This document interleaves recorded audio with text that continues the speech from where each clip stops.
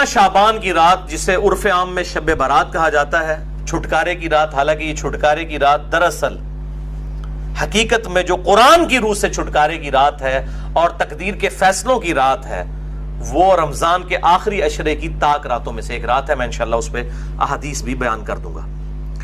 بہرحال یہ 5 احادیث پبلک میں مشہور ہیں، 5 کی 5 ضعیف ہیں. سن لیجئے. پہلی حدیث جامعہ ترمذی اور سنن ابن ماجہ سے ہے، مشکات میں ہے 1299، بڑی مشہور حدیث ہے.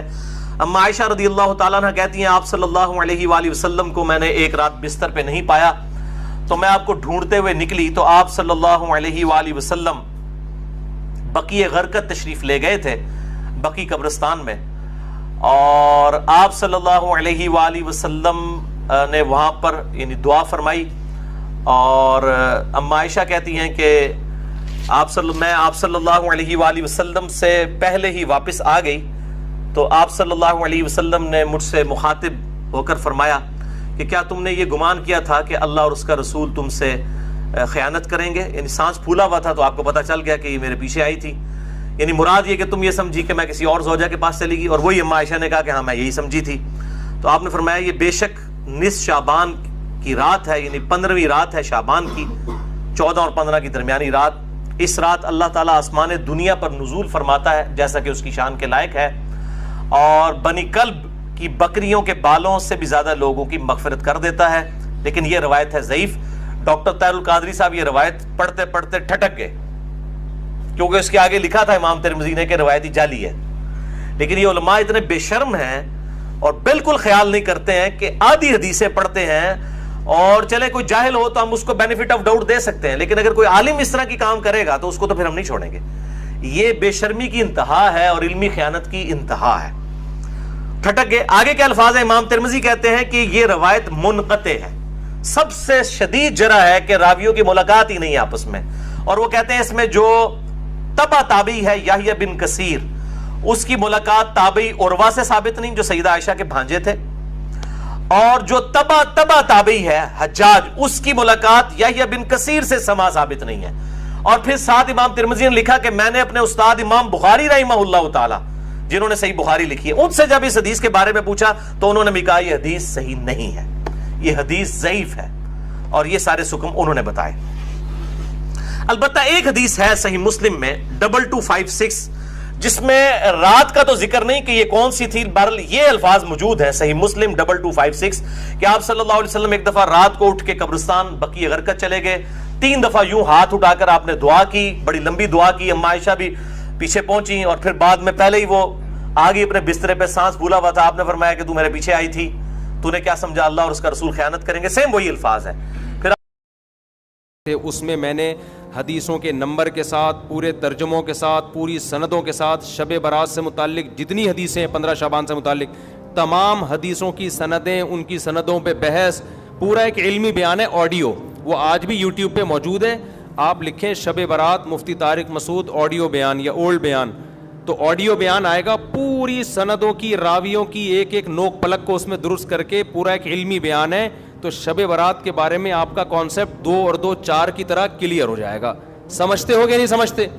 تو اصل تفصیلی بیان تو میرا وہ ہے، کئی سال پہلے ہوا تھا، میرا خیال ہے 2013 یا 12 میں ہوا تھا وہ بیان، آڈیو بیان ہے وہ.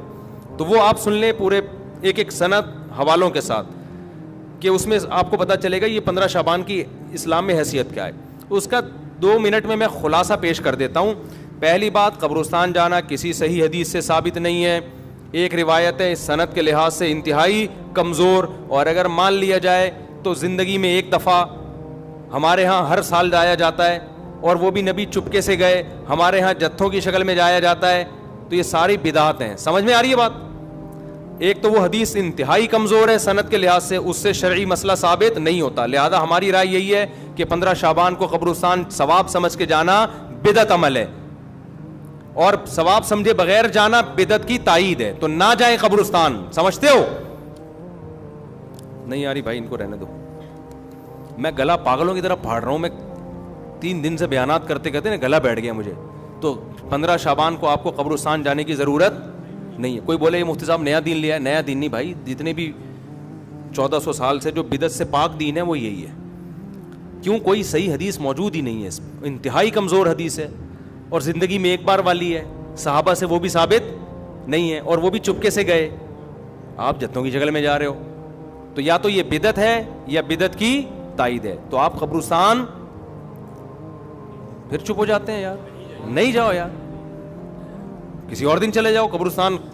ویسے بھی ان 15 شعبان کو قبرستان میں جو میلے ٹھیلے اور انٹیاں بن سج کے آئی ہوئی ہوتی ہیں نا, مردے فتنوں میں پڑ جاتے ہیں. مردے کہتے ہیں مرے کیوں یار, اتنا اچھا ماحول ہے باہر کا. تو آج کل تو انٹیاں ایسے میک اپ کر کے اور دوپٹے, اور پھر بندے بھی تیار ہو کے, ایک انٹرٹینمنٹ ہے وہ قبرستان. وہ قبرستان تھوڑی رہا ہے جو پہلے ہوا کرتے تھے. تو آج کل تو ویسے بھی جانا جائز نہیں ہے. دوسرا کام, اس رات کو لوگ کہتے ہیں نہاؤ دھو اور تہوار ہے. تو تہوار اسلام میں دن میں ہوتے ہیں, راتوں میں. عیسائیوں کے, ہندوؤں کے تہوار ہو سکتے ہیں, مسلمانوں کے تہوار دن کی روشنی میں ہوتے ہیں. رات کے اندھیروں میں بولو نا نہیں ہوتے. راتیں عبادت کی ہوتی ہیں. تہوار نہانا دھونا اچھے کپڑے یہ دن کے کام ہیں. تو لہٰذا یہ کوئی بھی نہیں ہے کہ رات نہلاؤ, نہا دھو کے اور اچھے اچھے کپڑے پہنو. کوئی مستند روایت نہیں اس بارے میں. تمیز سے سو جاؤ گھر میں جا کے.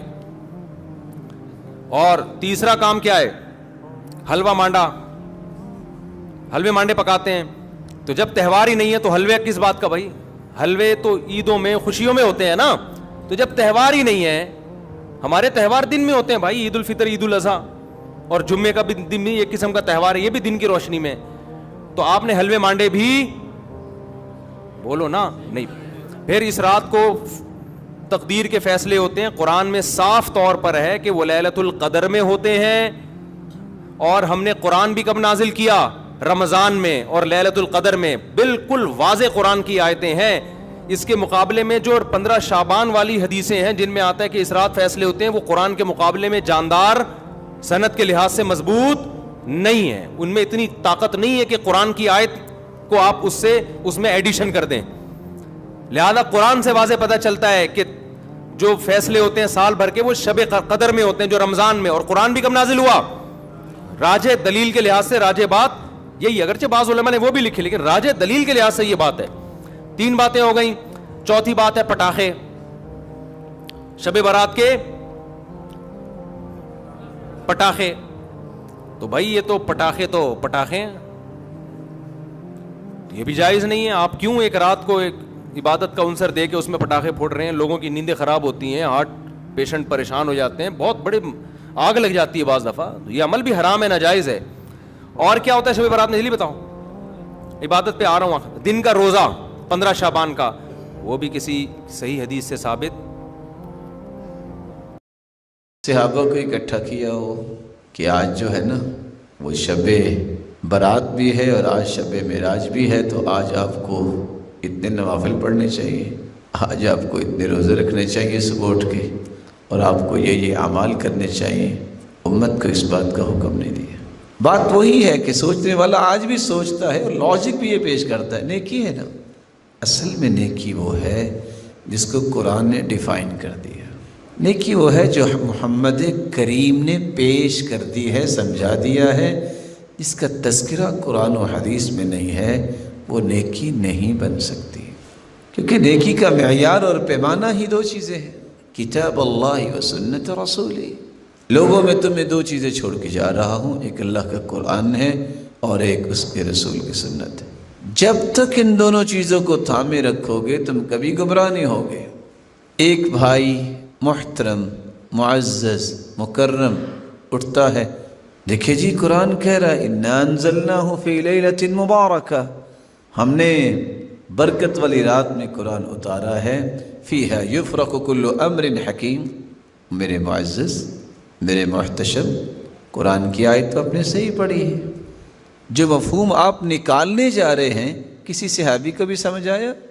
1,44,000 صحابہ حجۃ الوداع کے موقع پہ تھے, اور آپ نے سب کو مخاطب کر کے فرمایا الا هل قد بلغت, کیا میں نے پہنچا دیا؟ سب نے کہا کہ آپ نے اللہ کا دین ہمیں پہنچا دیا. پھر اللہ کے رسول نے اپنے رب کو بھی گواہ بنایا, اللہم اشہد فانی قد بلغت, اللہ گواہ رہنا میں نے سارا دین پہنچا دیا. نبی کریم صلی اللہ علیہ وسلم نے تو دین سارا پہنچا دیا. اگر تو اس دین کے اندر اس بات کا تذکرہ ہے کہ لوگوں کو یہ رخ دیا جائے کہ آپ نے یہ کرنا ہے اور آپ نے وہ کرنا ہے، تو پھر تو ماننا چاہیے۔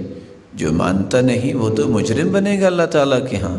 لیکن جس چیز کو دین نے پیش نہیں کیا، اس کو اپنی تجرباتی زندگی کو دلیل بنا کر کے میرا ایکسپیرینس یہ کہتا ہے، میرے فلاں نے یہ کہا ہے، میرے علان نے یہ کہا ہے، اور یہ فلاں کتاب میں لکھا ہے۔ جس کتاب کا تذکرہ جو ہے کرتے وقت بھی سوچنا پڑتا ہے، اس کو کتاب حدیث کی کہیں، تاریخ کی کہیں، وجدان کی کہیں، حکمت کی کہیں، کیا کہیں، تو یہ ہمیشہ انسان اپنے آپ کو راہ راست سے دور رکھے گا جو قرآن و سنت سے اعراض کرتے ہوئے کسی اور چیز کو پیمانہ بناتا ہے۔ اب قرآن مجید نے یہ فیصلہ کر دیا ہے، شہر رمضان الذی انزل فیہ القرآن، رمضان کا مہینہ وہ ہے جس میں قرآن کو نازل کیا گیا۔ انا انزلناہ فی لیلۃ القدر، ہم نے قرآن کو نازل کیا لیلۃ القدر میں۔ انا انزلناہ فی لیلۃ مبارکہ، ہم نے قرآن کو نازل کیا برکت والی رات میں۔ اب ان تینوں چیزوں کو جمع کیجیے۔ قرآن مجید لیلۃ القدر میں نازل ہوا، جو برکت والی رات ہے، جو رمضان میں ہوتی ہے۔ وہاں اگر یہ مفہوم نکال لیا جائے کہ آج اللہ تعالیٰ جو ہے وہ اتریں گے، نزول فرمائیں گے، اور جو جاگ رہا ہوا اس کو برات مل جائے گی، گناہ معاف ہو جائیں گے۔ صحیح بخاری کی روایت ہے، ينزل ربنا تبارك وتعالى كل ليلة إلى السماء الدنيا حين يبقى ثلث الليل الآخر۔ اللہ ذوالجلال تو ہر رات جب تہائی حصہ رات کا رہ جاتا ہے، آسمان دنیا کی طرف نزول فرماتے ہیں۔ صحیح بخاری کی روایت اور صحیح مسلم کی روایت بتا رہی ہے کہ اللہ ذوالجلال ہر رات نزول فرماتے ہیں۔ میں نے صرف اشارہ کرنا چاہا ہے، حدث ولا حرج، اس طرح کے اعمال، اس طرح کی کہانیاں، اس طرح کی من گھڑت قصے امت کے اندر عام ہو گئے، نہیں عام ہوئی تو سنت عام نہیں ہوئی۔ اور سچ کہا کرتے تھے شیخ البانی رحمۃ اللہ علیہ کہ جب آپ سنت کو زندہ کریں گے بدعات ختم ہوں گی، جب آپ بدعت کو زندہ کریں گے، ایک نئی چیز پیدا کریں گے، اس کا اثر ہمیشہ یہ ہوگا لوگ